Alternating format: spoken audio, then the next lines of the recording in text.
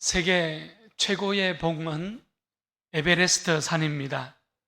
무려 해발 8,848m에 달하는 그러한 지구의 지붕과 같은 그런 산이지요. 세계의 산악인들이 신과 가장 가까이에 있는 산을 정복하기 위해서 오늘도 도전하고 있는 그런 모습들을 우리는 찾아보게 됩니다. 그 웅장한 산의 크기와 높이 때문에 티베트어로는 초모롱마라고 불려지는데 세계의 어머니다 이런 뜻을 가지고 있는 그런 단어입니다. 이 산악인들은 에베레스트 산을 초모롱마 이렇게 부르고 있는 것이죠. 에베레스트 산은 대기권을 지나서 이 산소가 희박한 곳이지요.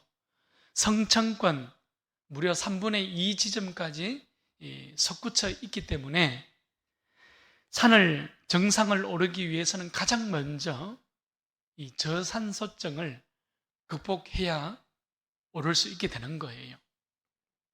혹독한 추위와 맞서서 싸워야 하죠. 이 지형뿐만 아니라 날씨가 주는 그 극한의 고통을 맞서서 싸우면서 한 걸음씩 한 걸음씩 정상을 향해서 그들의 발걸음을 내딛고 있는 것입니다. 결국 이 산악인들은 산을 오르고 있지만 인간의 한계점에 서서 자기 자신과의 싸움이라는 사실을 잊지 않고 걸어가고 있다는 것을 우리는 많이 보고 또 듣기도 합니다. 그 산 위에서 자신과의 싸움이 비로소 시작된 것이지요. 산악인들은 왜 자신의 목숨을 걸고 그 세계의 어머니라는 산을 등반하려고 하는 것일까요? 세계 최고의 봉이라는 그 세계 최고의 봉을 정복이라는 하나의 목적을 가지고 있기 때문에 그렇죠.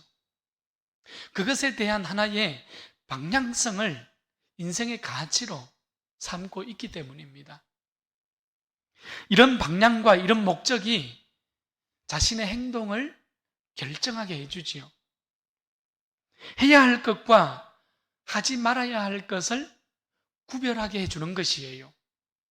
또한 가져야 할 것과 버려야 할 것을 정확하게 알게 하는 것이지요.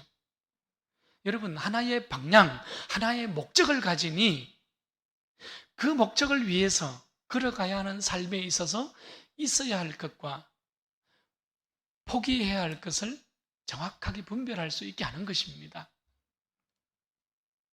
그런데 만약 산을 등정하다가 방향을 상실하고 목적을 상실하게 되면 어떤 일들이 일어날까요? 그저 눈 덮인 산 위에서 혹독한 추위와 맞서 싸우다가 싸늘한 시체로 죽음을 맞이하게 되는 것이지요. 여러분, 이것이 목적과 방향을 잃은 산악인이 가지고 있는 전부입니다. 방향을 상실하면, 목적을 상실하면 내가 왜 산에 오르고 있는지, 내가 무엇과 싸우고 있는지 그것을 잃어버리고 그 모든 것의 의미가 사라지기 때문에 그렇습니다.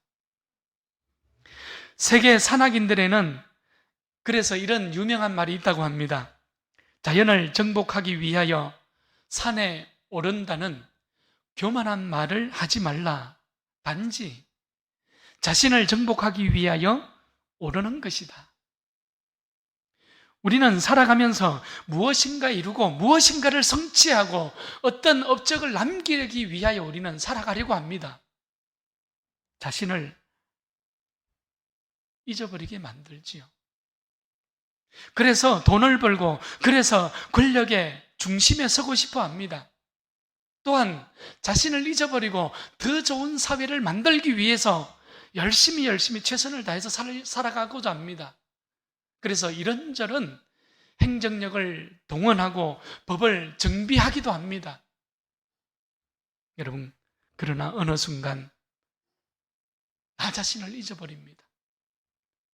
목적을 잃어버려요. 방향을 상실합니다. 거기에는 인간의 욕심과 탐욕이 자리 잡게 되는 것이죠. 인생의 목적과 방향이 사라지고 법과 권력을 이용해서 자신의 이익권을 챙기게 되죠.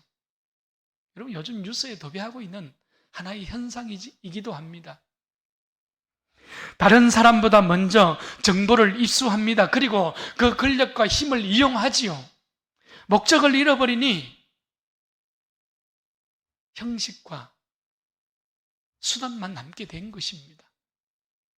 자신을 잃어버리니 결국에는 이기적인 삶으로 자기 자신만이 남는 그러한 인생을 살아가게 되는 모습을 우리는 찾아보게 됩니다.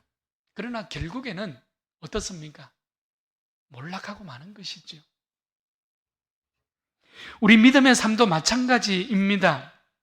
우리는 믿음이 내 목숨보다 더 소중하다고 고백했던, 그래서 하나님을 예배하며 그 하나님과 뜨거운 만남을 경험했던 바로 그 순간, 바로 하나님을 체험했던 바로 그때를 우리는 기억할 수 있어야 하는 거예요. 이 거듭남의 순간을 기억하며 살아가는 것은 내가 지금 여기에서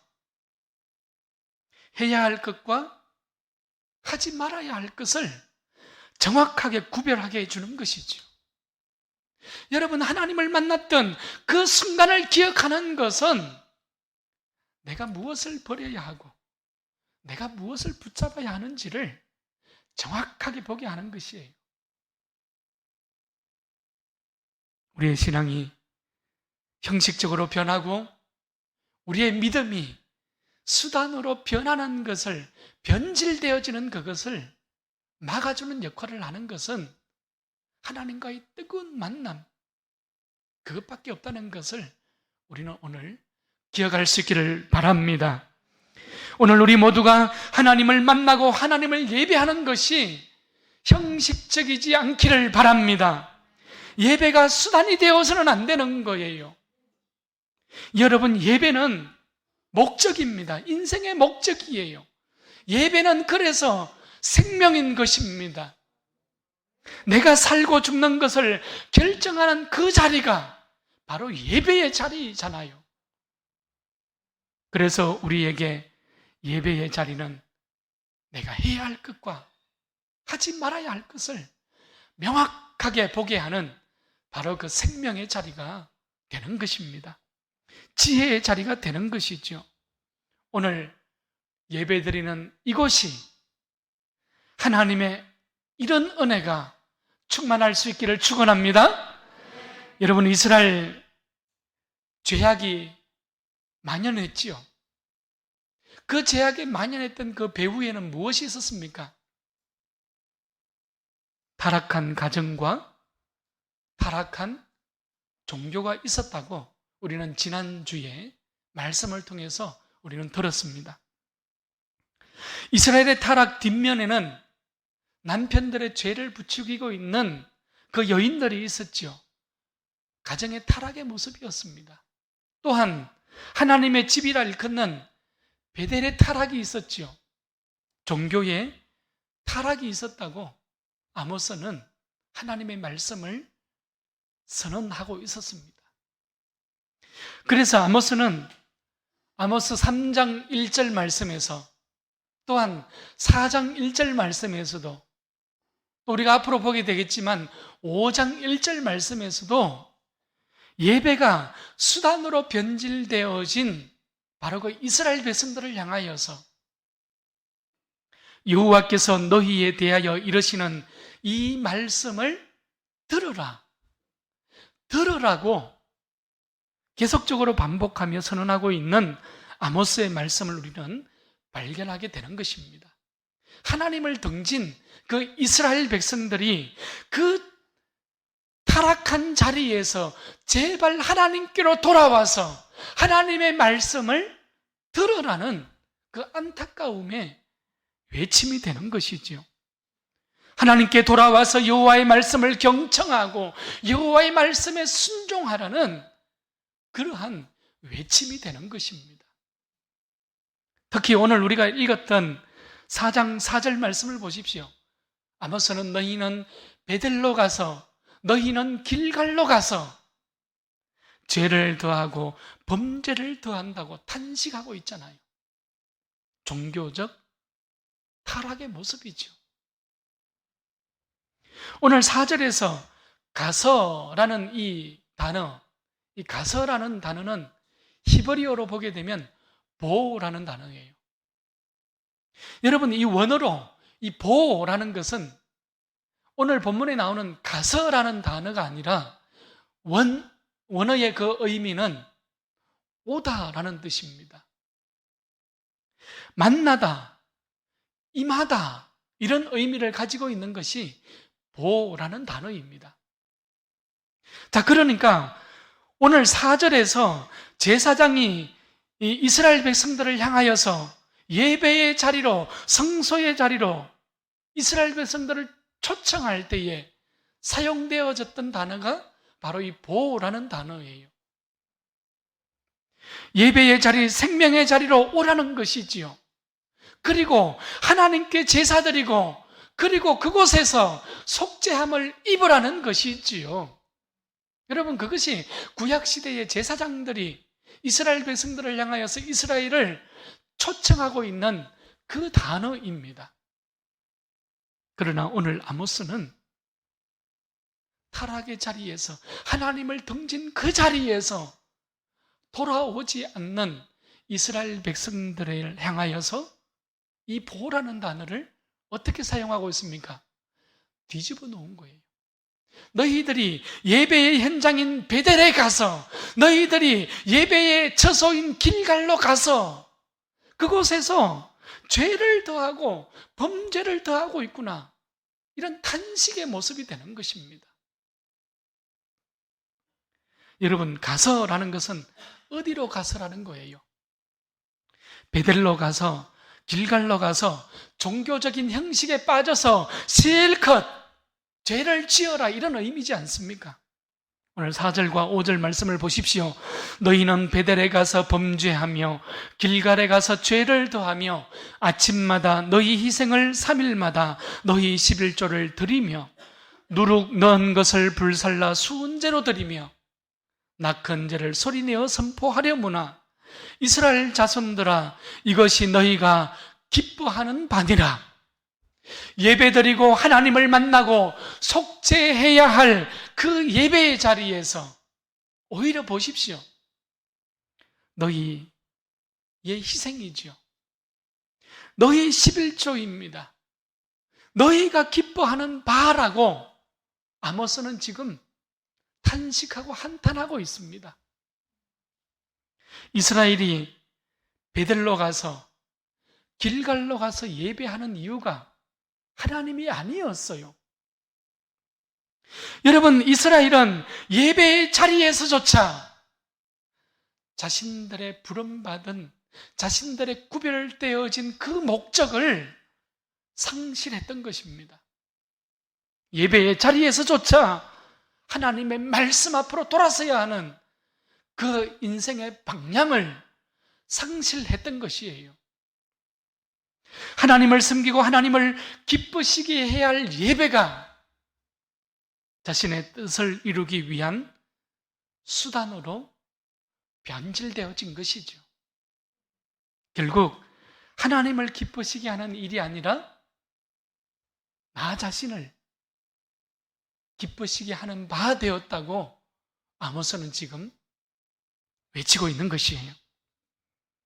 여러분, 이미 예배의 자리에서 실패했으니 어찌 삶의 자리에서, 이웃과의 관계 속에서, 역사의 책임의 자리에서 성공할 수 있겠습니까? 예배의 자리에서 이미 방향을 잃고 헤매고 있는데 어찌 인생의 삶의 자리에서 바른 방향으로 살아갈 수 있겠습니까? 이것이 불가능이지 않습니까? 이스라엘은 그저 변질된 예배와 형식적 예배의 자리에서 하나님과 무관한 종교적 의례만 남아있다고 아모스는 지금 우리에게 고발해주고 있는 거예요. 그들이 희생의 제물을 드리고 11조를 드리고 수원제를 드리고 낙헌제를 드리고 있어요. 그러나 이 모든 것이 하나님이 아니라 누구의 만족입니까? 자신의 만족을 위한 행위라고 얘기하고 있는 거예요. 자신의 기쁨을 위한 것이라고 아모스는 지금 얘기하고 있습니다. 여러분, 이것이 아모스 오늘 우리 본문 5절 끝부분에 나오지요. 주 여호와의 말씀이니라. 여러분, 아모스의 이 안타까움이 하나님의 안타까움이요, 아모스의 그 탄식이 하나님의 탄식이라고 오늘 5절 끝부분에서 단호하게 결론 짓고 있는 말씀이 되는 것입니다. 오늘 내가 살아가는 삶의 방향과 목적을, 우리가 드리는 이 예배를 다시금 하나님 앞에서 점검할 수 있기를 바랍니다. 참된 예배를 잃어버리지는 않으셨습니까? 내 인생의 참된 의미와 가치가 변질되지는 않았습니까? 살아가는 일상도, 하나님께 드리는 예배도 형식만 남고 오히려 그것이 수단이 되어져 있지는 않습니까? 나를 위해 살아가고 있습니까? 아니면 하나님을 위하여 살아가고 있습니까? 나를 기쁘게 하는 이기적인 인생을 살아가고 있지는 않습니까? 여러분, 아니면 부름받은 소명을 붙들고 오늘도 믿음의 자리에 굳건하게 서 있습니까? 오늘 본문은 우리에게 끊임없이 이러한 질문들을 하고 있는 거예요. 예배는 그래서 내 인생의 최고의 가치가 되어야 되는 것입니다. 오늘 예배가 우리 인생의 최고의 가치가 될 수 있기를 축복합니다. 여러분, 최고의 목적이 되어야 하는 거예요. 우리의 인생의 최고의 목적, 그것이 예배가 되어야 하는 것입니다. 이런 예배를 고백하는 우리 널푸른 교회가 되기를 축원합니다. 오늘 이 밤에 아모스의 그 외침이 우리 모두의 인생 한가운데에 외치는 그 부르짖음이 회복과 돌이킴의 외침이 될 수 있기를 축원합니다. 오늘 6절, 7절, 8절 말씀은 이런 이스라엘 백성들에게 선포되어지는 두 가지의 재앙이지요. 흉년과 가뭄에 대한 재앙입니다. 오늘 이 이후에 무려 8가지의 재앙이 지속적으로 쏟아집니다. 이제 하나님께로 돌아오지 않으면 더 이상 희망이 없음을 우리는 보게 되는 것이에요. 사회, 경제, 정치, 종교 속에 이 만연한 사치와 방탕을 일삼는 바로 그 부유층들이지요. 권력층들입니다. 하나님을 등진 이스라엘을 향하여서 이제 하나님의 심판이, 하나님의 재앙이 무려 8가지가 시작되어지고 있다는 것을 아모스는 우리에게 말씀하고 있는 거예요. 아모스는 당시 타락한 시대지요. 타락한 사회지요. 타락한 그 종교를 향하여서 하나님의 말씀을 외치고 있는 거예요. 그럼에도 이스라엘은 여전히 하나님의 방법이 아닌 내 방법이죠. 인간의 방법을 움켜쥐고 살아가고 있는 거예요. 말씀이 길이 아니라 탐욕의 길을 걸어갔습니다. 하나님이 아니라 땅의 신이었지요. 바알의 풍요를 붙잡고 살아가는 것이었어요. 성경을 보면 이 바알 종교라는 것은 원래 가나안 땅의 신이었지 않습니까? 가나안 땅, 그 가나안 이방 사람들의 종교였어요. 그런데 이스라엘 백성들 사이로 슬며시 바알 종교가 파고 들어갔잖아요. 출애굽한 이스라엘 백성들이 가나안 정복 전쟁을 치르게 되고, 여러분 그 땅을 정복했습니다. 그러나 사사기 1장 27절 이하의 말씀을 보게 되면 가나안 땅을 정복한 이스라엘 백성들은 가나안 주민들을 쫓아내지 못했어요. 가나안 족속들은 어떻게 했습니까? 결심하고 그 땅 가운데 거주했습니다. 사사기 1장 28절 말씀에 보게 되면 이스라엘 백성들이 강성한 이후에도 그 가나안 족속들을 쫓아내지 않았다고 표현하고 있습니다. 그 이유가 무엇이었습니까? 여러분, 그 이유는 노역 때문이었지요. 다른 말로 표현하면 경제 때문에 가나안 사람들을 그 땅 가운데에서 쫓아내지 않았다는 것입니다. 하나님의 말씀을 거부했다는 거예요. 하나님의 말씀을 등지고 경제라는 바알이라는 풍요의 신을 붙잡았다는 거예요. 하나님의 말씀, 하나님 나라의 기준이 경제적 이유로 인하여서 타협되기 시작한 겁니다. 그러니 슬며시 그들의 삶 속에, 그들의 신앙 속에 이방의 바알신이, 이방 종교가 하나님을 섬기는 야훼 신앙 속으로 들어오게 된 것이에요. 오늘 본문에서도 겉으로 보면 이스라엘은 여전히 예배에 열심히 있었습니다. 여호와께 제사를 드리기 위해 어디로 갔습니까? 베델로 갔어요. 그들은 길갈로 나아갔습니다. 5장 5절에서는 브엘세바로 갔고요, 8장 14절에서는 사마리아와 단까지 찾아가서 여호와께 예배를 드리기를 원했어요. 제단 위에는 제물을 쌓았습니다. 번제와 소제와 화목제를 드렸지요. 비파소리와 노랫소리가 풍성했습니다. 넘쳐 흘렀습니다. 귀한 기름을 가져다가 몸에 발랐습니다. 여러분, 그러나 아모스는 이 모든 것이 자기의 만족을 위한 것이요, 피상적인 종교 행위에 그치지 않는 이스라엘 백성들의 모습이었다고 오늘 선포하고 있는 거예요. 종교적으로는 융성했지만 그들에게 하나님의 말씀이지요, 진리는 메말라 버린 거예요. 형식적으로는 부족함이 없었지만 그 형식 가운데에 있어야 할 하나님은 빠져 있었던 것입니다. 아모스는 오늘 본문 6절과 8절에서 이런 이스라엘을 향하여서 너희가 내게로 돌아오지 아니하였느니라, 여호와의 말씀이니라, 이렇게 외치고 있는 것이죠. 여러분, 목사로서 정직하게 말씀을 드립니다. 하나님은 우리의 종교적 열심을 요구하시는 분이 아닙니다. 여러분, 그 종교적 열심 속에 하나님이 머물지 않아요. 하나님은 계시지 않는 거예요. 저는 우리 널푸른 교회가 이런 형식적인 신앙의 자리에 서 있지 않기를 정말 부탁하고 또 부탁을 드립니다.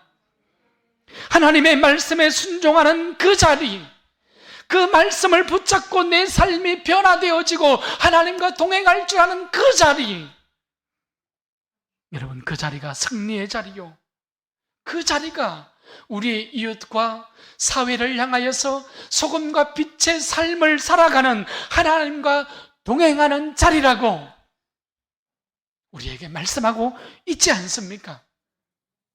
오늘 우리 널푸른 공동체가 이러한 하나님의 진리의 자리에 온전함으로 설 수 있기를 축복합니다.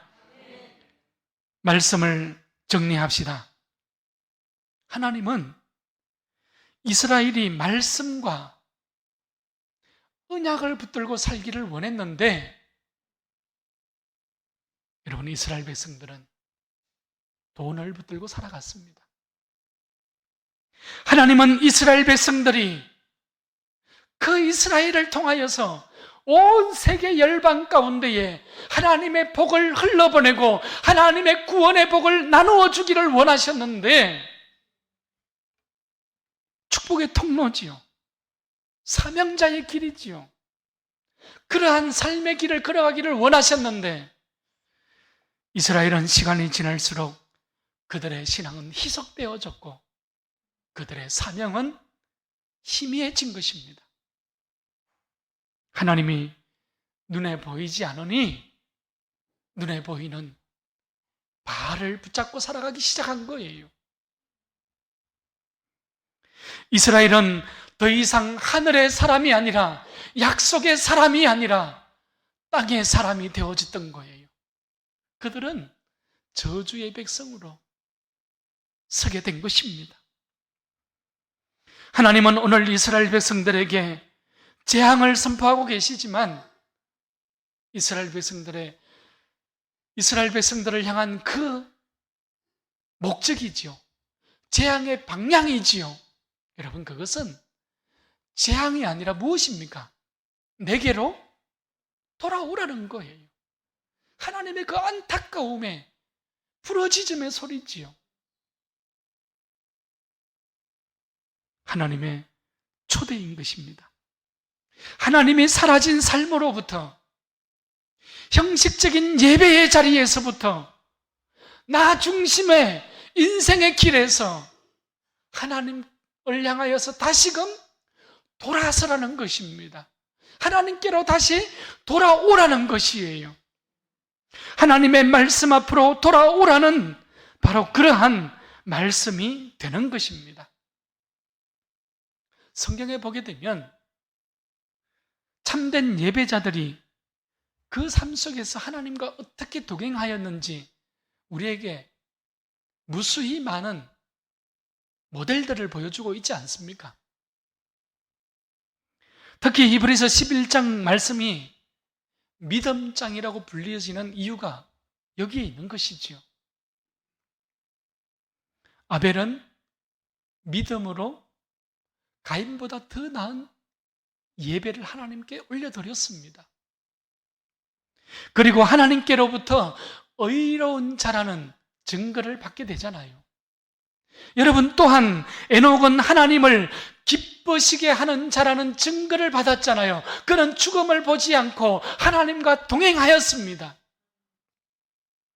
노아는 믿음을 따르는 의의 상속자가 되었던 것이죠. 아브라함과 야곱, 모세와 기생 라합, 수많은 선지자들과 수많은 사자들의 이야기가 바로 여기에 기록되어져 있는 것입니다. 그들이 어떻게 예배하였고, 그들이 어떻게 하나님께로 돌아섰는가, 그들이 어떻게 하나님과 동행하며 자신의 인생을 통하여 하나님의 새 역사를 이루어 갔는가를 끊임없이 기록해주고 있는 그 말씀들이지 않습니까? 하나님이 우리를 구별하여 부르신 이유가 무엇일까요? 하나님이 우리를 성도 삼으시고 교회 삼으신 이유가 무엇일까요? 하나님께서 함께 하시기 위함입니다. 하나님께서 복을 주시기 위함입니다. 하나님께서 더 좋은 부활의 영광으로 그 부활의 영광을 누리게 하기 위함이지요. 우리에게 이런 구름같이 둘러싼 흐다한 정인들이 있다고 성경은 우리에게 말씀하고 있는 거예요. 그러니 어두운 이 시대에, 복잡한 이 시대에 믿음의 등불을 힘있게 지켜들고 오늘이라는 시간을 말씀과 함께, 하나님과 함께, 성령과 함께 동행할 수 있기를 축복합니다. 낙심의 자리에서 그렇게 일어날 수 있기를 바랍니다. 믿음의 주요, 또 온전케 하시는 이이신 예수를 바라보자. 여러분, 예수를 바라보는 그 자리로 돌아서는 우리 모두의 인생, 우리 모두의 삶의 자리가 될 수 있기를 축원합니다.